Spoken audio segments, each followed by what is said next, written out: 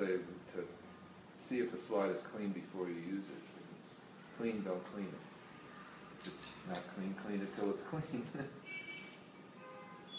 It's not clean after several strokes. And so that's a way that I like to look at the oviduct. See, if you look at the whole oviduct, which you can actually see the whole thing, you can also see how the oviduct has all these really cool nooks and crannies.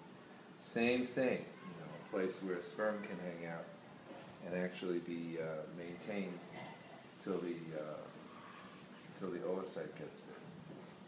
But I think we also might want to look at this a little higher resolution. But this is, I guess, the way to distinguish this from anything in the male, like the seminal vesicle, for example, which also would be empty, is that you notice these are all tributaries to a main river. They're not separate little glands that just slice through that are apparently completely surrounded by tissue. This is one duct with all these little tributaries.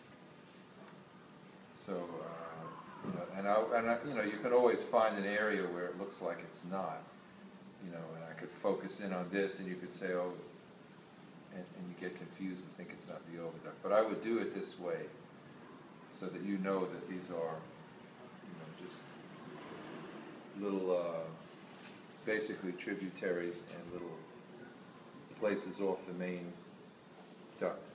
So again, oviduct is a lot of smooth muscle. Basically, as far as the cilia are concerned, unless I show it at high power, you won't see cilia at all. You can see them. This is not too bad to look at it under high power. I really do try to make it less tricky rather than more tricky. I've heard otherwise. Huh? I've heard otherwise. You've experienced Well, when otherwise. anyone... Huh? That's what she's experienced otherwise. Well, tricky, yeah, but I'm telling you, if they end up tricky, they're not tricky by design.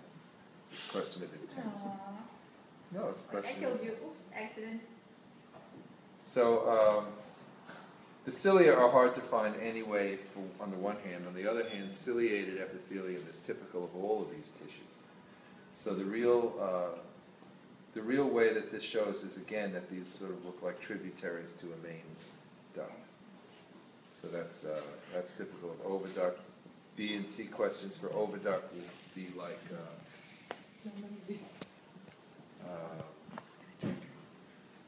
the oviduct, of course, is constricted by estradiol. The muscle is constricted by estradiol, relaxed by progesterone. Right? So the cilia are sent into motion by progesterone. Actually, it's estradiol Yeah. that move the cilia near the ovarian end. What do you call it? The ampulla. Okay. No, the infundibulum, basically. And going in toward the ampulla, you have the cilia beat and create a movement. It's mainly the estrogen predominates that does it. So anyway, that's oviduct. Let's take a look at the ovary, and then it'll be just breast. And ovary.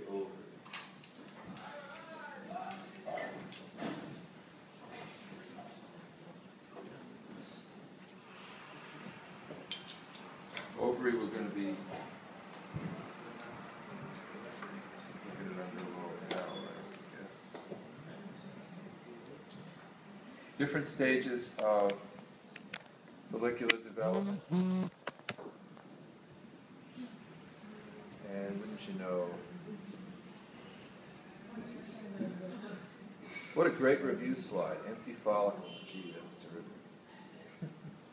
Well, anyway, these would be like, they're even more than early antral follicles. We call this an early antral follicle, relatively early.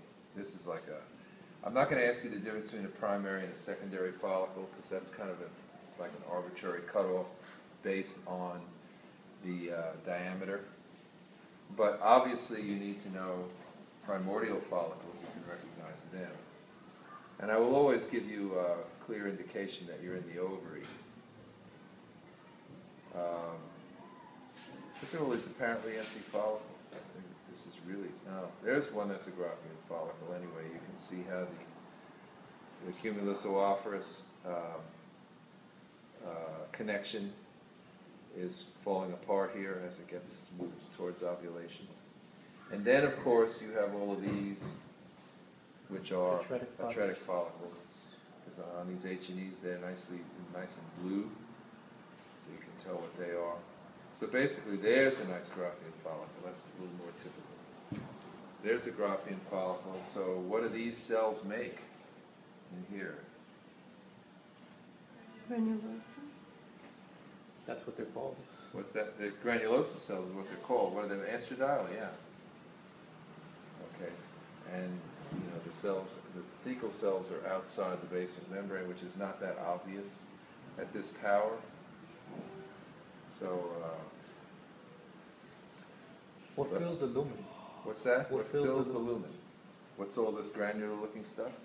That's basically a residue of the liquid, the follicular fluid from preparing the slide. And the reason why it's so much more granular than from other fluid-filled structures is that follicular fluid is like plasma. It's very protein-rich.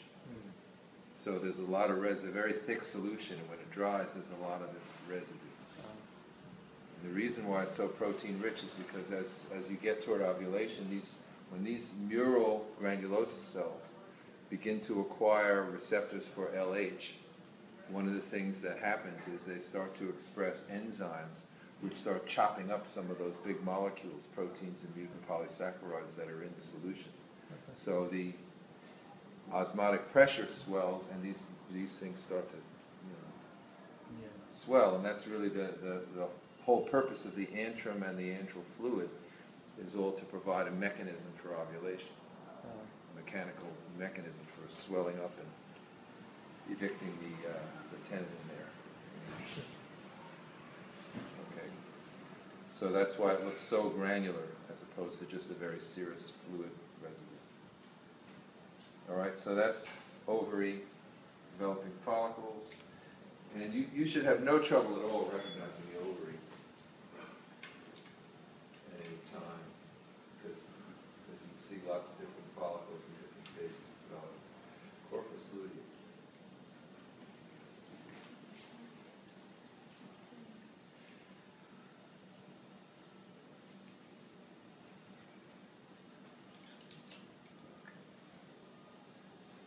That is not a corpus luteum. That is an apparently empty follicle. That's not a corpus luteum either. Remember, there are follicles at every stage because they develop over more than one cycle or half a cycle. They actually take about 7 cycles, and the last